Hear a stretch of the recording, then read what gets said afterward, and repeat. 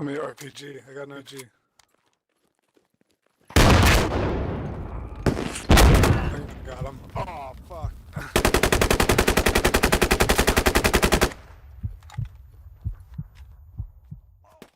Ladies and gents, PepperBelly back again, and welcome to some more Squad. Today marks the release of version 3's closed alpha, which adds a ton of new content, in addition to some pretty significant changes to the gameplay itself.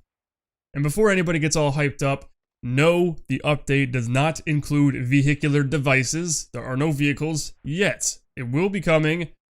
Relax. But what we have here is actually a pretty extensive update.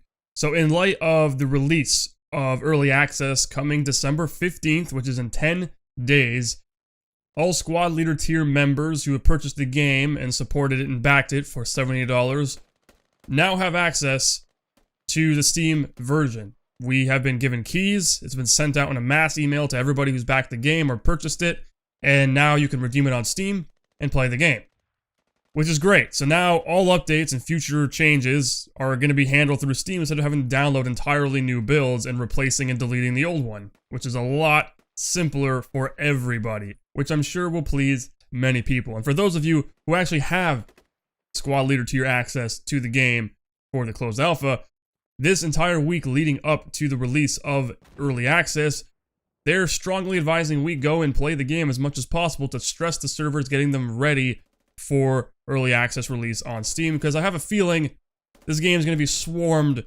with a lot of people. It's going to happen. As soon as this game is available, people are going to buy the crap out of it, and I sincerely hope that is the case. I would love to see large numbers of people getting in on this game to experience just how awesome it actually is and how unique it is in the shooter genre. So without further ado, let's actually discuss the changes made. We have two new factions. We have the Russians and the militia, and from what I've seen, the character models are nerdgasmic. I just made that word up. But seriously, they look so impressive. There have been a lot of moments where I would just be running through the forest in Fool's Road with my entire squad, and we just stop and stare at each other for long periods of time, and it's like we're sharing, the love eyes. We're staring at each other, we're staring into each other's eyes, and we're just like, the love, we can feel the love in the air, because, anyway, I'm just saying, the character models look incredible. Very, very well detailed, and the fact that they actually really blend with the environment in such a way that feels so authentic, like, I can't stress that enough.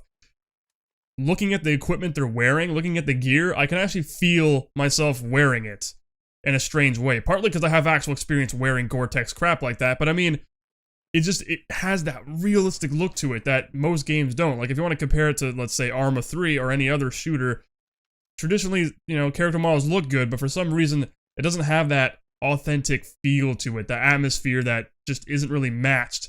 And, if you watch videos of actual combat footage of, like, Russians or, like, militia or anything, where you actually see the way they're dressed and how they look, it mimics it 100%. It's absolutely impressive. The militia look badass as hell. I mean, like, I've seen these guys in the field, they look cool as shit. Same with the Russians with their freaking camouflage, blending into the environment seamlessly. Like, moving through a forest and dense foliage as a squad never felt and looked more awesome. The game has this unmatched quality when it comes to being able to have character models integrate seamlessly with the environments they're actually in a way that looks incredibly realistic and authentic. And it's, in and of itself, that is a huge accomplishment, and my hat's off to the devs for managing to achieve that level of fidelity that enhances immersion in such a profound way that it just makes the entire experience that much better. And of course, some additional content to go along with these factions are 3 new maps. We have Fool's Road, we have Sumari Bala, and we have Jensen's Range.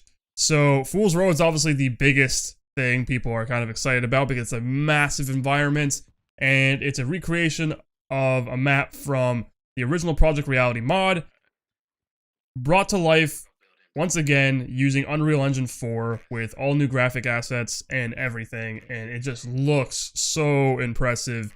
Again, as I was saying, running through the environments, the fact that they have so much ambience with audio, it's impressive. Like, running through bushes and tall grass and leaves. You actually hear yourself brushing up against bushes and foliage, and if you actually pay attention to the enemy movements, you can hear them approaching your position if they're running fast, pushing through bushes, pushing through leaves, pushing through grass, and it enhances, as I said before, the entire experience in a profound way.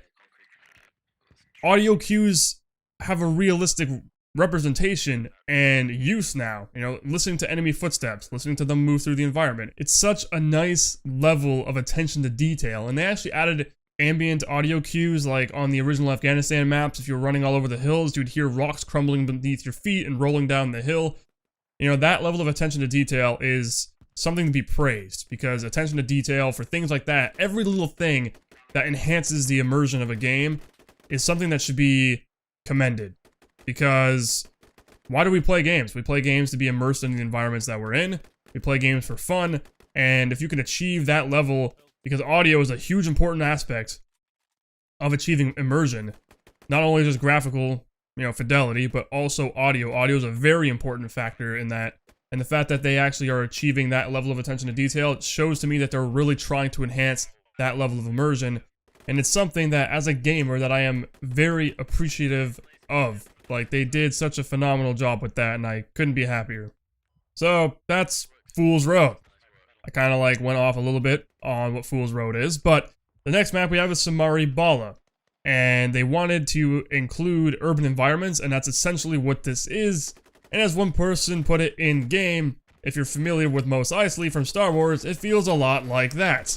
Which is not a bad thing at all. It's kind of awesome, actually. And it's a close-quarter urban village environment, and with a lot of angles to be engaged from. It's a chaotic close-quarter scenario, and it plays out amazingly, and we're using the game mode territory control within it, so basically all the territories are owned by the insurgents, and then the militia have to go in, or the Russians, and capture every single point.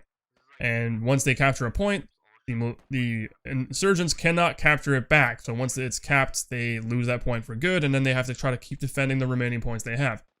So it plays out really well. I know a lot of people were kind of saying in the chat, in-game, they're like, man, this plays like Call of Duty. This is like, you know, crazy running gun and chaos. But I mean, that's kind of how close quarters is to a degree, within the confines of what we have available as a shooter here. So as a tactical shooter, you can go run and gun if you want, but chances are you're going to die. So if you play it more slow and methodical, you will prevail. And it's noticeable when you actually take things slower and you actually have your squad covering angles, and you take advantage of actually moving and maneuvering around the environments as a squad, getting in those positions where you can ambush the enemy or be able to secure a position very effectively. So people kind of just need to figure it out. Some people aren't figuring it out entirely. People just need to figure it out. Once you kind of have that squad cohesion, the map will play differently, and people will realize it's actually a lot better than initial impressions lets on. And the final map we have is called Jensen's Range. Now, the training option that was available in the main menu to select before didn't really do anything. Now, it actually does. It brings you to a training range, which you can actually shoot at pop-up targets, navigate through a close-quarter environment, and kind of experience multiple combat environments, all while being able to kind of familiarize yourself with the game. Now, the problem that happened in version 2, which is still prevalent now, is not being able to actually change your kit at the ammo crate in a local game. So unless you go to Jensen's Range online in a training server, you're not going to be able to change your kit. I don't know if this is actually intended. I don't think it is, because I'd imagine playing locally, you don't really have anything to lose. You want to be able to experiment with every single kit available. That should be allowed, so you can familiarize yourself with everything, right? You want to be able to know how binoculars work. You want to know how the M72 works, or the RPGs, or the ACOGs, especially when you have range markers and actual targets at range. You can ID to determine how the silhouette looks at a certain range, so you can call out more accurate ranges when you're actually in a combat scenario online, and so on. So, I mean, it's a great addition to the game. It was much needed. However, I have one issue with the actual online portion of it, because you can go to a training server online which has Jensen's Range. And the problem is there's two factions available. You have the Russians and you have the US Army. Now, you both spawn in, and there's supposed to be a 4 versus 4 CQB area of the training map. However, people can still kill each other when you're outside of that environment. So what ended up happening from what I experienced was everyone just murdering each other and spawn killing each other without even going into the actual CQB environment to train.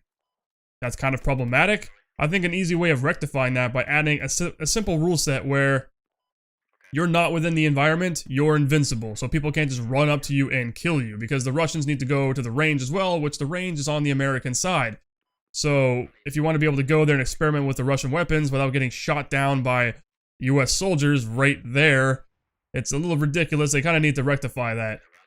I'm not entirely sure how they're going to do it once everything is like 100% set and finalized, because I know the current servers they have right now allow for like 50 people in a training server, which obviously isn't intended, and everyone just ends up playing it like it's team deathmatch instead of focusing on what it's actually made for, which is to familiarize yourself with the weapons and train together in close quarters. So I guess we'll have to see how the devs are going to go about fixing that, how they're actually going to implement the 4 versus 4 CQB training and all of that properly. I'm not sure if like a matchmaking system, which sounds terrible, it really does, matchmaking system in a game that has a server browser, I don't really know. There's a lot of ways they can do this.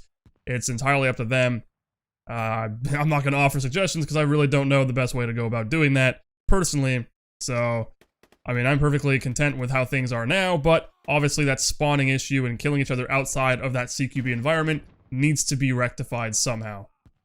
Another change that's come along with this update is adding role limits. So if you choose to be an automatic rifleman, you choose to be a grenadier, you choose to be a anti-tank infantry soldier, every role is limited now, and certain roles will actually open up once a squad becomes more filled with players. So when you create a squad that has maybe 2 or 3 people in it, the roles that are available be like the standard rifleman, maybe the ACOG, and the medics. And then once you start adding like 4 or 5, 6, 7 more roles will actually open up, allowing you to diversify everybody within the squad. And of course, we also have brand new updated tracers and explosion effects, which look amazing, to put it in the simplest way possible. Tracers are actually more visible during the day now, and RPG frag rounds versus grenades and M203s actually look slightly different, which helps distinguish what you're being engaged with, which most of the time you'll know because you'll hear the actual weapon firing before you succumb to a miserable death. But it kind of has this more accurate depiction of what it actually looks like to watch that particular ordnance detonate. So, huge thumbs up for that. So that pretty much wraps up the major content additions to this particular update. Of course, you have new weapons for the factions, like different AK variants, which are more or less the same, but look different and can kind of function differently, have different reload animations, and some of the reload animations for I think the M4 actually got a speed up dry reload animation as well. Or they sped up the reload animation for a dry reload. Anyway, there's a lot of changes. Like, I'm gonna have the change log in the description of this video. You can go and check through it yourself, because there's a lot of balance changes and a lot of miscellaneous changes. So go and read them and realize just how much work the devs actually put into this, which is quite exceptional, and I'm happy about it. But in closing, I'm going to talk about the graphics options menu and the performance of the game. Some people have seen a bump in performance that is pretty significant to them. They're lucky. And because there has been some optimization changes as well. They've changed like the sprite models and the character models and all that stuff to kind of help minimize the amount of video memory that's being used, your like video RAM on your graphics card, to alleviate that. And I personally haven't seen a vast improvement in performance. It's pretty much more or less the same for me. I now do see a performance though when I can adjust shadow quality, which before there was no difference if I would lower it to the lowest or keep it on high. Made no difference. Now you can actually change the texture resolution, the shadow resolution that it renders at, and you can change the range it renders at and the quality of it. So there's like you got 3 options for shadows alone, which allows you to really pick and choose how you want to optimize your game's performance, which is great. I mean, I can actually sit there and kind of cheat a little, where you can actually lower the quality of the shadows to like medium, and then you can actually increase the texture resolution or the shadow resolution so it looks a lot crisper. And then you kind of have it render at a decent range so that because it's a lower quality shadow, it kind of softens the shadow naturally instead of having soft shadows. And then you have the shadow resolution higher, which makes the image sharper, but at the same time, it retains that soft look. So it kind of like tricks the game without being hardware intensive to looking like a higher quality soft shadow sharpness that is available if you have everything maxed out. So there's like ways you can fiddle with it. You can actually go into a local game and just kind of mess around with it, look into an area that has insane performance hit where your frames drop and try to alleviate it. And by doing that, I gain about 10 frames per second on average. I would say maybe 9 to be more specific. So there's a lot of ways you can increase your performance now within the game itself. In addition to that, you have anti-aliasing, which you could tweak as well. I recommend turning it off because Unreal Engine, like I discussed in my last Ground Branch video, for some reason has terrible temporal anti-aliasing in FXAA where everything just looks a little blurry.